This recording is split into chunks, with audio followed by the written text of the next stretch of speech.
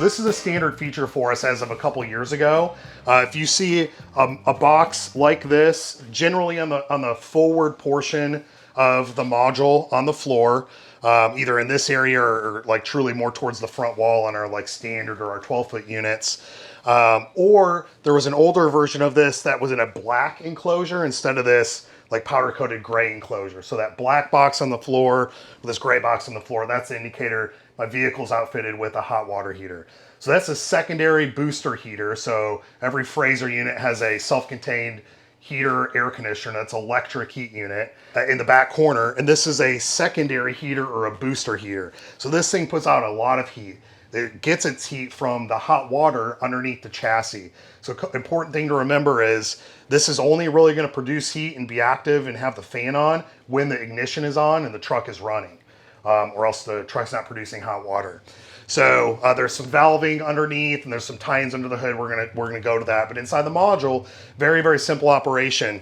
Again, won't do anything right now because we're not running. The truck isn't running, ignition isn't on, but you have your heater module down here. You don't have to do anything with it. It stays there, there's no switching. Just wanna keep it clear and don't stack things on top of it or around it. And then you have your switch here at the action wall labeled heater. So it's a 2-position switch, or really a 3-position. In the middle, it's off. And then you have fan speed. And so it's high and low, that's it. So when your vehicle's on and running, you can turn it off, on, high, on, low fan speed. And you'll hear the fan spool up and quickly this thing starts putting out heat and it gets hot here really fast. So we're shooting this in early 2025. We have plans later in 2025 to actually integrate the controls for this into our thermostat with the Dometic. So you'll have one thermostat that controls heat or cool. When you're in heat mode, it'll control your Dometic heater and your hot water heater thermostat off of one control panel, so no separate switching. Should be a good win for all of us. But that's the operation, that's the heater inside the unit. Very simple, and again, it's standard on every new Frazer unit. Now we'll go into under the hood, show you how we tie in under the hood. So for the connection underneath the hood, we use OEM connectors and tie-ins. So we tie into the coolant supply and return lines. Generally, that's located on the passenger side of the vehicle, towards the firewall. This is a Ford gasoline, so the connections are right here in this general area.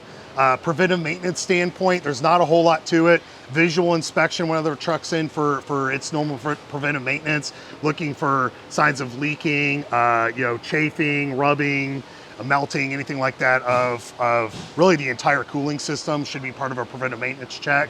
Of course, any kind of signs of fluid on the ground, or if you've ever smelled it once, you remember it, the distinct smell of hot coolant. It's a sweet smell. It's very distinct. If you smell that, that's a sign of something leaking, sign to investigate a little bit further.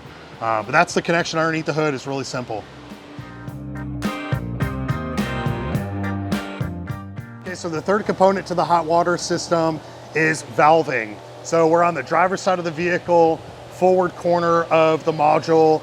Typically that's under where your oxygen is stored, your main oxygen is stored.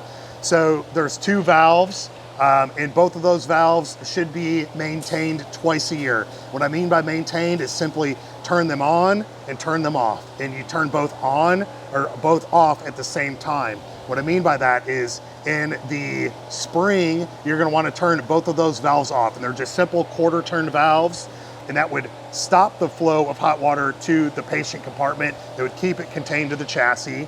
And then in the fall, you would turn both of those valves on, and that would allow the flow to the patient compartment through that heater coil, and then again, return back to the chassis. So 2 valves located behind the compartment, driver's side front corner, behind the oxygen compartment. They're quarter-turn ball valves with bright yellow handles, really difficult to miss them, right back here in this area. I hope that helps.